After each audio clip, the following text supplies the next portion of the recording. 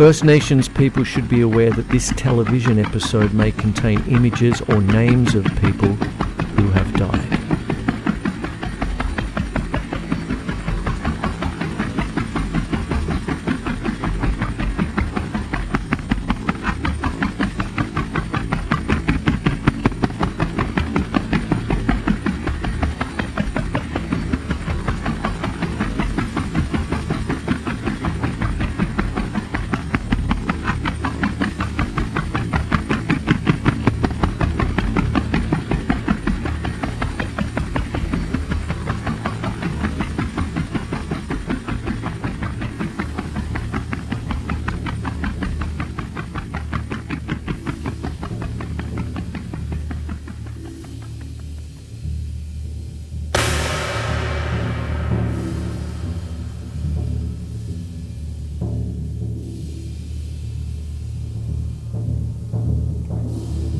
Charles Marlowe tells his friends the story of how he became captain of a river steamboat for an ivory trading company.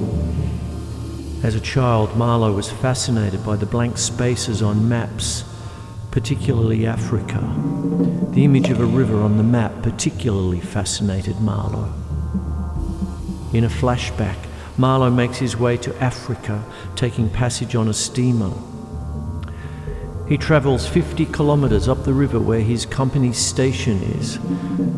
Work on a railway is going on. Marlowe explores a narrow ravine and is horrified to find himself in a place full of critically ill Africans who worked on the railroad and are now dying. But these chaps were not much account, really. They were no colonists. Their administration was merely a squeeze, and nothing more, I suspect. They were conquerors, and for that you want only brute force. Nothing to boast of when you have it, since your strength is just an accident arising from the weakness of others. They grabbed what they could get for the sake of what was to be got. It was just robbery with violence, aggravated murder on a great scale, and men going at it blind, as is very proper for those who tackle the darkness. The conquest of the earth, which mostly means the taking it away from those who have a different complexion or slightly flatter noses than ourselves, is not a pretty thing when you look into it too much. What redeems it is the idea only, an idea at the back of it, not a sentimental pretense but an idea, and an unselfish belief in the idea, something you can set up and bow down before and offer a sacrifice to.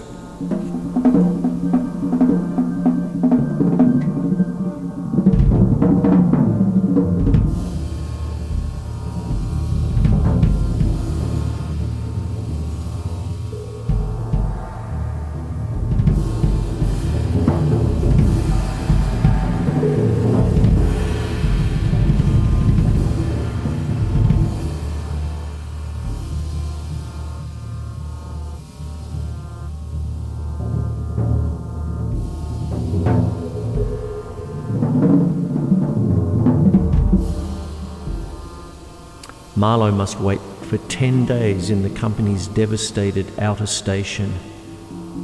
Marlowe meets the company's chief accountant, who tells him of a Mr. Kurtz, who is in charge of a very important trading post and is described as a respected first-class agent. The accountant predicts that Kurtz will go far.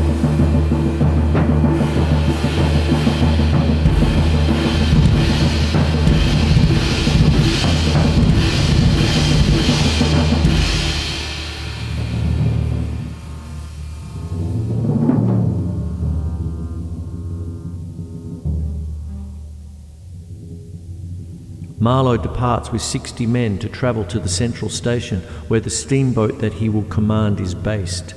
At the station he learns that his steamboat has been wrecked in an accident.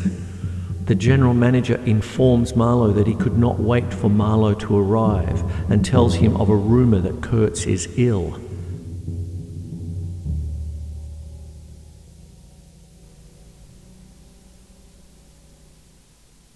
There came an invasion, an infliction, a visitation. It came in sections during the next 3 weeks, each section headed by a donkey carrying a white man in new clothes and tan shoes, bowing from that elevation right and left to the impressed pilgrims. A quarrelsome band of footsore black men trod on the heels of the donkey. A lot of tents, camp stools, tin boxes, white cases, brown bales would be shot down in the courtyard, and the air of mystery would deepen a little over the muddle of the station. 5 such instalments came, with their absurd air of disorderly flight, with the loot of innumerable outfit shops and provision stores that one would think they were lugging after a raid into the wilderness for equitable division. It was an inextricable mess of things, decent in themselves, but that human folly made look like the spoils of thieving. This devoted band called itself the El Dorado Exploring Expedition, and I believe they were sworn to secrecy. Their talk, however, was the talk of sordid buccaneers. It was reckless without hardihood, greedy without audacity, and cruel without courage. There was not an atom of foresight or of serious intention in the whole batch of them, and they did not seem aware these things are wanted for the work of the world. To tear treasure out of the bowels of the land was their desire, with no more moral purpose at the back of it than there is in burglars breaking into a safe. Who paid the expenses of the noble enterprise? I don't know, but the uncle of our manager was leader of that lot. In exterior, he resembled a butcher in a poor neighbourhood, and his eyes had a look of sleepy cunning. He carried his fat porch with ostentation on his short legs, and during the time his gang infested the station, spoke to no one but his nephew. You could see these two roaming about all day long with their heads close together in an everlasting confab.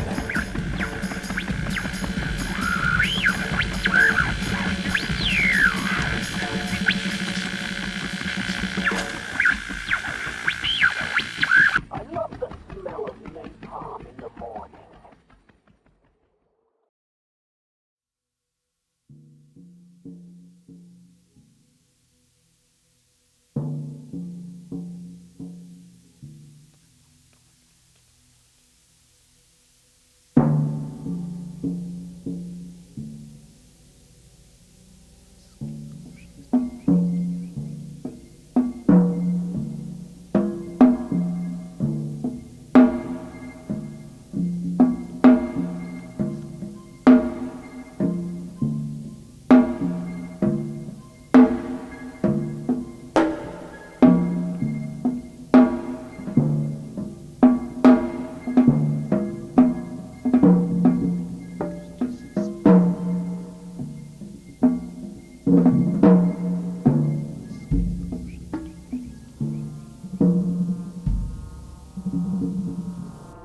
Marlowe fishes his boat out of the river and spends months repairing it. Delayed by the lack of tools and replacement parts, Marlowe is frustrated by the time it takes to perform the repairs. He learns that Kurtz is resented, not admired by the manager. Once underway, the journey to Kurtz's station takes 2 months. Going up that river was like travelling back to the earliest beginnings of the world, when vegetation rioted on the earth and the big trees were kings. An empty stream, a great silence, an impenetrable forest. The air was warm, thick, heavy, sluggish. There was no joy in the brilliance of sunshine. The long stretches of the waterway ran on, deserted, into the gloom of overshadowed distances. On silvery sandbanks, hippos and alligators sunned themselves side by side. The broadening waters flowed through a mob of wooded islands. You lost your way on that river as you would in a desert, and butted all day long against shoals, trying to find the channel, till you thought yourself bewitched and cut off forever from everything you had known once. Somewhere, far away in another existence perhaps. There were moments when one's past came back to one, as it will sometimes when you have not a moment to spare to yourself, but it came in the shape of an unrestful and noisy dream, remembered with wonder amongst the overwhelming realities of this strange world of plants and water and silence. And this stillness of life did not in the least resemble a peace. It was the stillness of an implacable force brooding over an inscrutable intention. It looked at you with a vengeful aspect. I got used to it afterwards. I did not see it anymore. I had no time. I had to keep guessing at the channel. I had to discern, mostly by inspiration, the signs of hidden banks. I watched for sunken stones. I was learning to clap my teeth smartly before my heart flew out, when I shaved by a fluke some infernal sly old snag that would have ripped the life out of the tin pot steamboat and drowned all the pilgrims. I had to keep a lookout for the signs of dead wood we would cut up in the night for next day's steaming.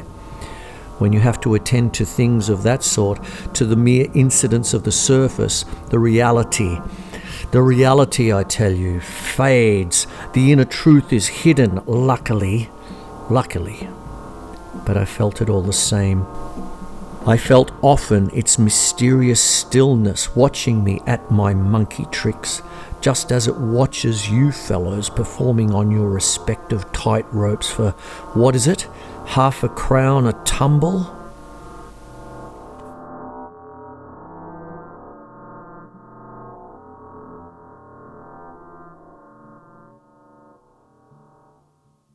The journey pauses for the night about 13 kilometres below the inner station. In the morning, the boat is enveloped by a thick fog. The steamboat is later attacked by a barrage of arrows and the helmsman is killed. Marlowe sounds the steam whistle repeatedly, frightening the attackers away. After landing at Kurtz's station, a man boards the steamboat, a Russian wanderer who strayed into Kurtz's camp. Marlowe learns that the natives worship Kurtz and that he has been very ill. The Russian tells of how Kurtz opened his mind and admires Kurtz even for his power and his willingness to use it. Marlowe suspects that Kurtz has gone mad. The original Kurtz had been educated partly in England, and as he was good enough to say himself, his sympathies were in the right place. His mother was half English, his father was half French. All Europe contributed to the making of Kurtz. And by I learned that, most appropriately, the International Society for the Suppression of Savage Customs had entrusted him with the making of a report for its future guidance. And he had written it too. I've seen it. I've read it. It was eloquent, vibrating with eloquence, but too highly strung, I think. 17 pages of close writing he had found time for. But this must have been before his, let us say, nerves went wrong and caused him to preside at certain midnight dances, ending with unspeakable rites which, as far as I reluctantly gathered from what I had heard at various times, were offered up to him. Do you understand? To Mr. Kurtz himself. But it was a beautiful piece of writing. Marlowe observes the station and sees a row of posts topped with the severed heads of natives. Around the corner of the house, Kurtz appears with supporters who carry him as a ghost-like figure on a stretcher. The area fills with natives ready for battle, but Kurtz shouts something and they retreat. His entourage carries Kurtz to the steamer and lays him in a cabin. The manager tells Marlowe that Kurtz has harmed the company's business in the region because his methods are unsound. The Russian reveals that Kurtz believes the company wants to kill him, and Marlowe confirms that hangings were discussed. After midnight, Kurtz returns to shore. Marlowe finds Kurtz crawling back to the station house. Marlowe threatens to harm Kurtz if he raises an alarm, but Kurtz only laments that he did not accomplish more. The next day they prepare to journey back down the river.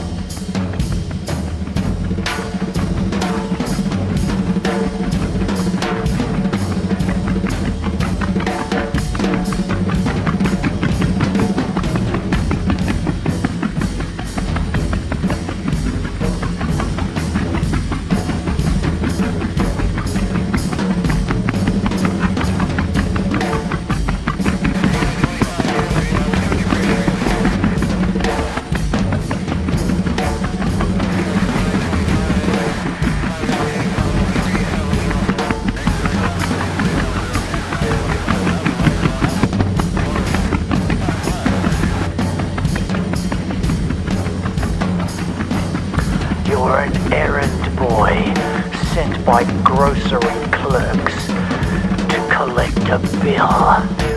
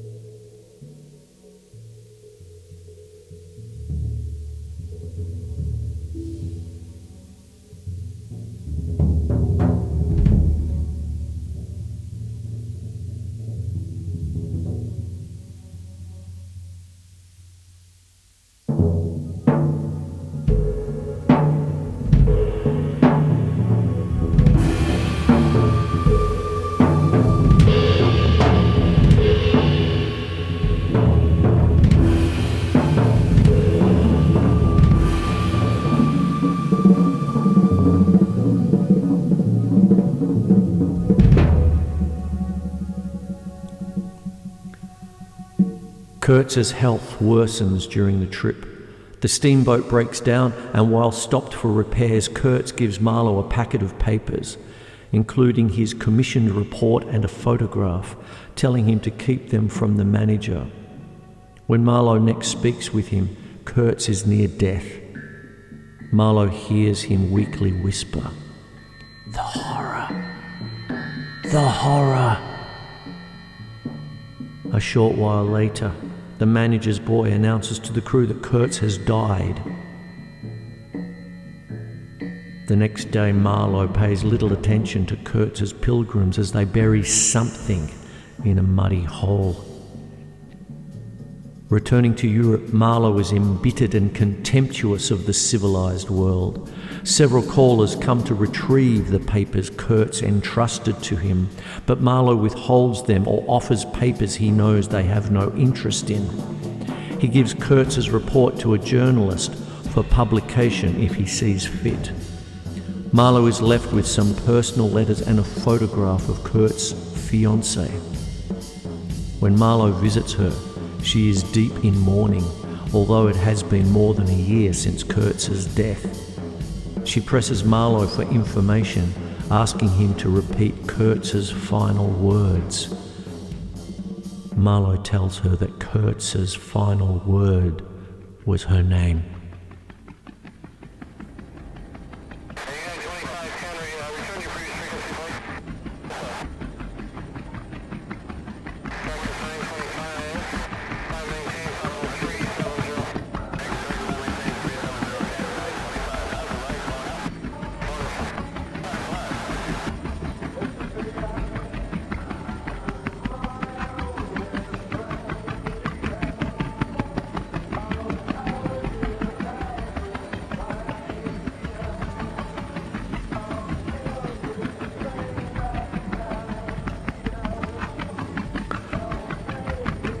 We are the hollow men. We are the stuffed men, leaning together, headpiece filled with straw, alas. Our dried voices, when we whisper together, are quiet and meaningless, as wind in dry grass or rats' feet over broken glass in our dry cellar. Shape without form, shade without colour, paralysed force, gesture without motion. Those who have crossed with direct eyes to death's other kingdom, remember us, if at all, not as lost, violent souls, but only as the hollow men, the stuffed men. Eyes I dare not meet in dreams, in death's dream kingdom. These do not appear. There, the eyes are sunlight on a broken column. There is a tree swinging, and voices are in the winds singing, more distant and more solemn than a fading star. Let me be no nearer in death's dream kingdom. Let me also wear such deliberate disguises, rat's coat, crow skin, crossed staves, in a field behaving as the wind behaves. No nearer, not that final meeting in the twilight kingdom. This is the dead land. This is cactus land. Here the stone images are raised. Here they receive the supplication of a dead man's hand under the twinkle of a fading star. Is it like this in death's other kingdom, waking alone at the hour when we are trembling with tenderness, lips that would kiss form prayers to broken stone? The eyes are not here. There are no eyes here in this valley of dying stars, in this hollow valley, this broken jaw of our lost kingdoms. In this last of meeting places, we grope together and avoid speech, gathered on this beach of the tumid river, sightless unless the eyes reappear as the perpetual star, multifoliate rose of death's twilight kingdom, the hope only of empty men. Here we go round the prickly pear, prickly pear, prickly pear. Here we go round the prickly pear at 5 o'clock in the morning. Between the idea and the reality, between the motion and the act falls the shadow, for thine is the kingdom. Between the conception and the creation, between the emotion and the response falls the shadow. Life is very long. Between the desire and the spasm, between the potency and the existence, between the essence and the descent falls the shadow. For thine is the kingdom, for thine is, life is, for thine is the.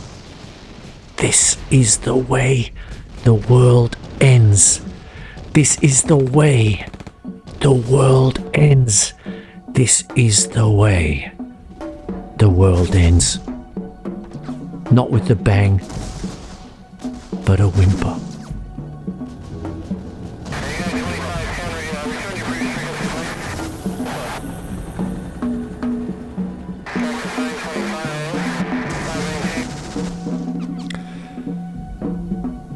As Joseph Conrad wrote in his author's note to this volume, it is well known that curious men go prying into all sorts of places where they have no business and come out of them with all kinds of spoil. These stories tell of men who go beyond the normal routine of ordinary life to test themselves where they have no business, whether from curiosity or from necessity, and of the illegitimate and deplorable kinds of spoil that result from such encounters. Conrad tells us not only of the spoil brought back, but also of the spoils left by the wayside, and prying into these stories can spoil us too, by denying us the comfort of our unthinking pride in the virtues of our civilization. As Marlowe says, the conquest of the earth, which mostly means the taking it away from those who have a different complexion or slightly flatter noses than ourselves, is not a pretty thing when you look into it too much.